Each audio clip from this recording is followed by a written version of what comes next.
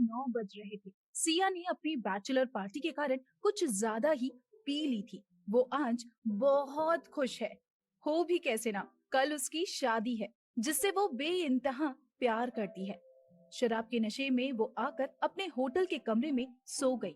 थोड़ी देर बाद उसके कानों में कुछ आवाज पड़ी। जब उसे थोड़ा सा होश आया तब बमुश्किल उसने देखा दो लोग किस कर रहे थे।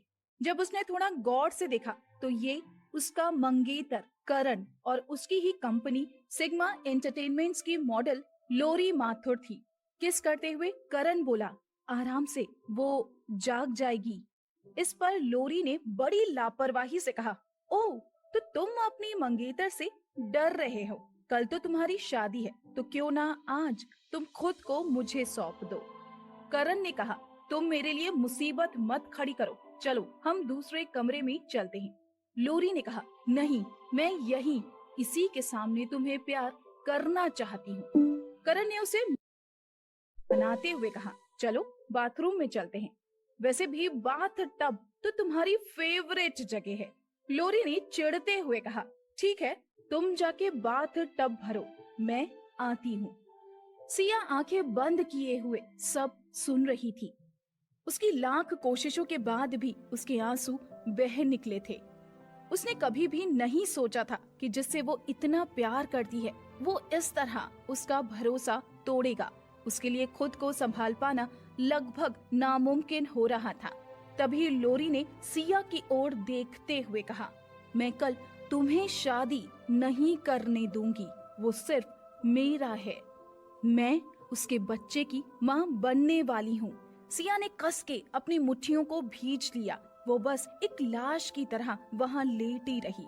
उसका ध्यान बाथरूम से आती आवाज से टूटा और वो अपने अतीत के बारे में सोचने लगी।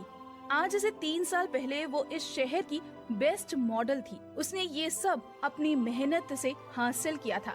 पर करण के प्यार के लिए, करण के कहने पर उसने खुद ही अपनी जगह लोरी को दे दी थी। सिया उसी जगह पर ये सब सोचते हुए वहीं आधी रात तक पड़ी रही। उसे लग रहा था ये सब एक बहुत बुरा सपना है। सुबह जब वो जागेगी तो सब ठीक होगा। लोरी ने होटल से जाने से पहले करण से कहा कि उसकी तबीयत कुछ ठीक नहीं है। ये सुनकर करण लोरी के साथ चला गया और फिर वापस नहीं लौटा। अगली सुबह जैसे कि तय था, सिया मैरिज रजिस्ट्रार के ऑफिस पहुंची। करण को वहां ना पाकर उसे कॉल लगाया।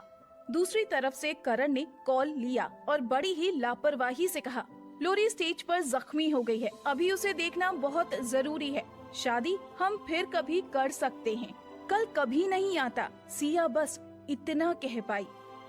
सिया मैरिज रजिस्ट्रार के ऑफिस से निकलने ही वाली थी, तभी उसकी नजर सामने से आते हुए व्यक्ति पर पड़ी।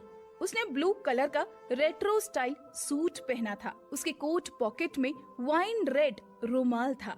कोट की फिटिंग उसके कसरती जिस्म पर बहुत फब रही थी। उसके ब्राउन कलर के जूतों पर सूरज की किरणें चमक रही थी। उसका होना किसी महाराजा के होने का एहसास करा रहा था। उसका तराशा हुआ चेहरा किसी भी लड़की को आकर्षित करने के लिए काफी था।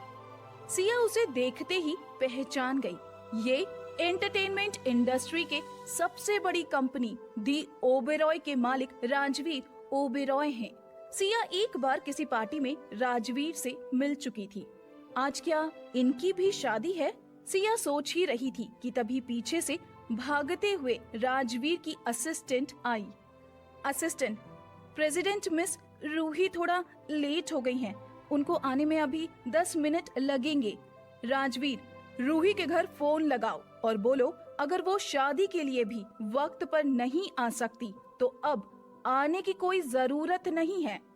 असिस्टेंट, पर चेयरमैन सर ने कहा है कि आज आपकी शादी होनी ही चाहिए, कुछ भी हो जाए। राजवीर, ठीक है, इतने घराने हैं, मैं तुम्हें आधे घंटे का समय दे रहा हूँ। कहीं से भी एक शादी लायक लड़की लेकर आओ। सिया ये सब देखकर मन ही मन में सोच रही थी, हमारी हालत कुछ कुछ एक जैसी है। वैसे राजवीर ओबेरॉय का इतना नाम था कि कोई भी लड़की उससे शादी के लिए तैयार हो जाती। मगर इस राजवीर का मकसद अपने बड़ों की बात मानना था जो उसकी शादी के पीछे पड़े थे। तभी सिया के मन में एक ख्याल आया और कुछ सोच के वो राजवीर के पास चल दी।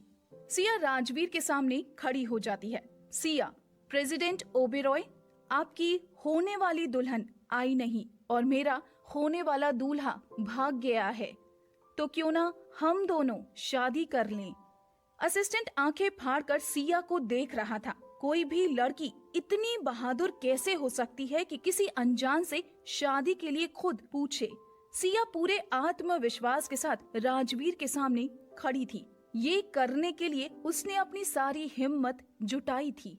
राजवीर अपने सनग्लासेस निकालता है। उसकी गहरी काली आंखें हीरे की तरह चमक रही हैं। राजवीर अपने असिस्टेंट से इसके बारे में पता करो।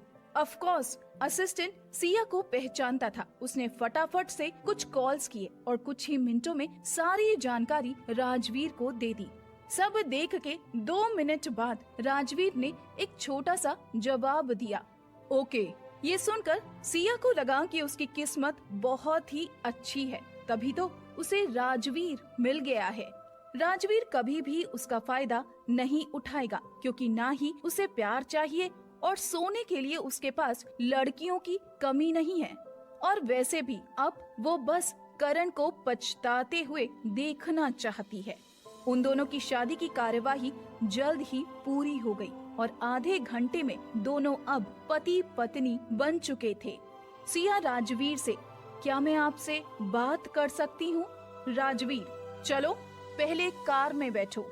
दोनों रजिस्ट्रार ऑफिस से बाहर आ जाते हैं और कार की ओर बढ़ते हैं। राजवीर की रोल्स रॉयस बाहर ही खड़ी थी। दोनों कार में बैठ जाते हैं। सिया, मुझसे शादी करने के लिए थैंक यू। अगर इसके बदले में आप मुझसे कुछ चाहते हैं तो बता सकते हैं। मैं आपके लिए कुछ भी करूंगी। बस मेरी 2 शर्तें हैं।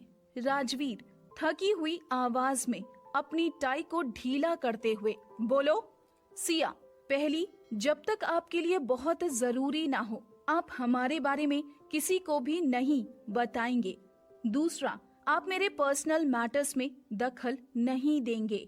और हाँ, क्योंकि अब हमारी शादी हो चुकी है तो मैं किसी भी दूसरे आदमी के करीब नहीं जाऊंगी। आप निश्चिंत रहें। सिया की बातें सुनकर राजवीर ने बड़े ही रहस्यमय तरीके से मुस्कुराते हुए कहा, ठीक है, तुम्हें अपने अतीत के साथ जो भी डील करना है वो कर लो। फिर मैं चाहता हूँ कि हम इस शादी को एक चांस दें। उसके 6 महीने बाद मैं हमारी शादी की पब्लिक अनाउंसमेंट करूँगा। Siya, thank you. और हाँ, पति पत्नी अलग रहे ये मुझे ठीक नहीं लगता। मैं तुम्हें 3 दिनों का वक्त दे रहा हूँ। जो भी सामान पैक करना है कर लो। उसके बाद मेरे घर पर रहो। मेरी असिस्टेंट तुम्हारी मदद करेगी।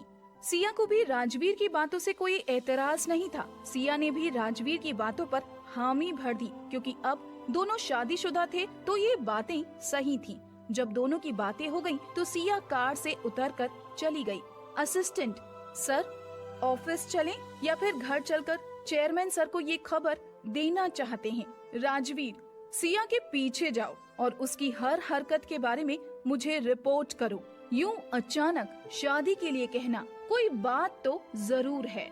एक ही प्रोफेशन में होने की वजह से राजवीर सिया को जानता था। उसे पता था 3 साल पहले वो टॉप मॉडल थी। फिर उसने एक दिन बड़ी कंपनी फ्लाइंग कलर्स का ऑफर ठुकरा दिया। फिर उसके करण की कंपनी ज्वाइन करने की खबर आई और फिर उसका और करण का अफेयर भी बहुत चर्चा में रहा था। सिया को इस बात का बिल्कुल भी अंदाजा नहीं था कि वो कितनी बहादुर है। उसने सच में एक अजनबी से शादी कर ली है। खैर, जो होना था वो हो चुका था। उसे यकीन था कि उसे कभी भी अपने फैसले पर पछतावा नहीं होगा।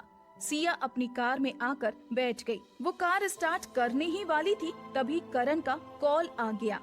करण, कहाँ हो तुम? सिया, मैरिज रजिस्ट्रार के ऑफिस के बाहर, बस यहाँ से निकल रही हूँ। सिया ने अपनी भावनाओं को छिपाते हुए कहा। करण, लोरी का बहुत इम्पोर्टेंट शो है, तुम्हें उसकी जगह जाना होगा। मैं मेकअप मैन को तुम्हें मास्क देने के लिए कह दूंगा। मास्क और मेकअप में तुम्हें कोई भी पहचान नहीं पाएगा। क्योंकि लोरी को